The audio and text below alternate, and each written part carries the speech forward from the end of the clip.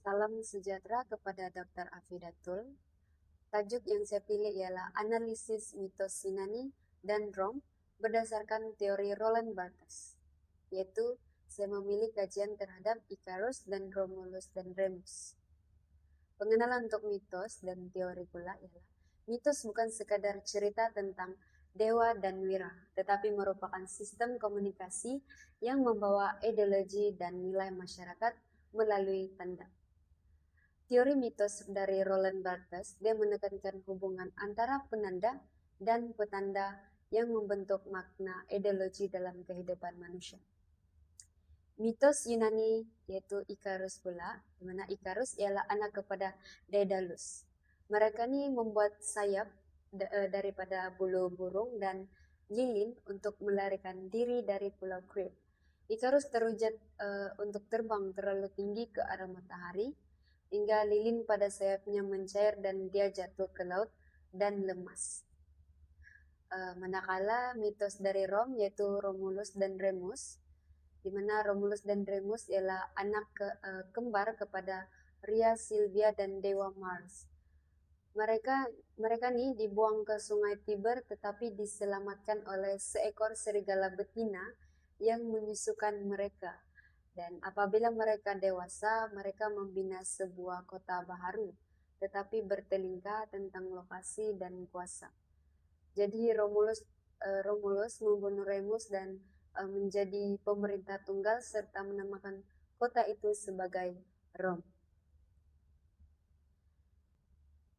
Teori mitos dari Roland Barthes, yaitu menurut Roland Barthes ini mitos ialah sistem komunikasi atau semiotik yang membawa ideologi dalam masyarakat. Terdapat dua tingkat makna, yaitu penanda, petanda, dan bila dia bergabung dia lebih kepada mitos ideologi. Fungsi utama mitos ini dia daripada Roland Barthes, naturalisasi.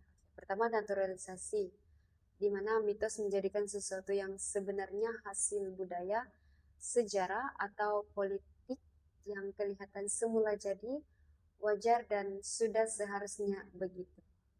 Seharusnya mitos sebagai alat ideologi, di mana mitos ini digunakan oleh nilai-nilai dominan untuk mengekalkan status quo tanpa kita sadari.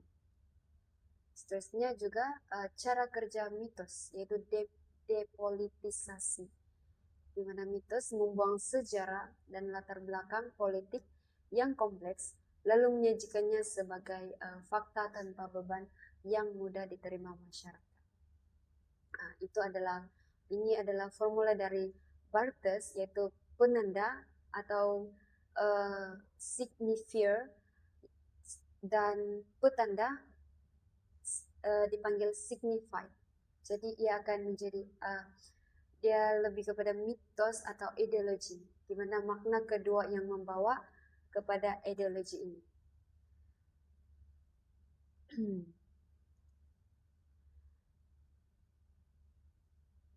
Tanda dan makna dalam mitos Icarus berdasarkan teori dari Roland Barthes, di mana penanda yaitu sayap, petanda dia adalah kebebasan, cita-cita manusia, keinginan untuk melampaui batas. Kalau matahari pula ialah kuasa tertinggi, batas keupayaan manusia, bahaya kesombongan, manakala lilin yang mencair, kelemahan manusia, mengabaikan amaran, kejatuhan Icarus pula yaitu hukuman atas kesombongan akibat melanggar batas. Jadi dia punya mitos atau ideologi dia. Mitos Icarus menyampaikan ideologi bahwa manusia yang terlalu sombong dan melampau batas akan menerima akibat yang buruk. Selain itu pula dari Romulus dan Remus menurut teori Roland Barthes, tanda dan makna, yaitu penanda yang pertama ialah serigala betina, yaitu petanda dia perlindungan, kekuatan, asal-usul yang luar biasa. Kembar pula yaitu Romulus dan Remus ialah keturunan dewa, takdir istimewa, dan legasi. Romulus ini dia berkepimpinan, kuasa, pengasas, dan pembina negara. Kota Rom pula identiti nasional, legitimasi kuasa, dan kegemilangan tamadun.